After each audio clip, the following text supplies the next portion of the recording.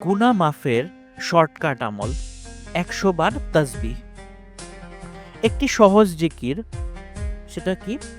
সুবহানাল্লাহি ওয়া বিহামদিহি সুবহানাল্লাহিল আযীম, সুবহানাল্লাহি ওয়া বিহামদিহি সুবহানাল্লাহিল আযীম ১০০ বার পড়তে হবে। রাসূল সাল্লাল্লাহু আলাইহি ওয়াসাল্লাম বলেছেন, এটি ১০০ বার পড়লে সকল পাপ মাফ হয়ে যায়। সমুদ্রের ফেনার মতো তা যত বড়ই হোক, সে পাপও বা সে গুনাহও মাফ হয়ে যায়। কিভাবে এই দোয়াটি বা এই তসবিহটিকে আপনার রুটিনে আনবেন? সকালে বিছানা থেকে ওঠার পর ৫ থেকে ১০ মিনিট নিস্তব্ধ হয়ে শান্তভাবে বসে পবিত্র হয়ে এটি পড়ে ফেলুন।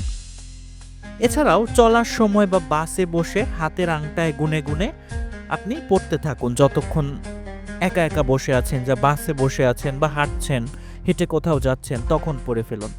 স্মার্টফোনে ছোট টাইমার সেট করুন, সেট করে ১০০ বার পড়ে ফেলুন। দেখবেন দিনের মধ্যে আপনার অনেকবার পড়া হয়ে যাচ্ছে। কেন এটা কাজে দেয়? নিয়মিত মনে মনেই আল্লাহর স্মরণ জোরদার করে, এটা অন্তর নরম হয়, আর গুনার থেকে মানুষের দূরত্ব বেড়ে যায়। এটার একটা বাস্তবিক উদাহরণ, একটি ছেলের ঘটনা। রাজীব নামের একজন, সে প্রতিদিন ১০০ বার এই জিকির করত।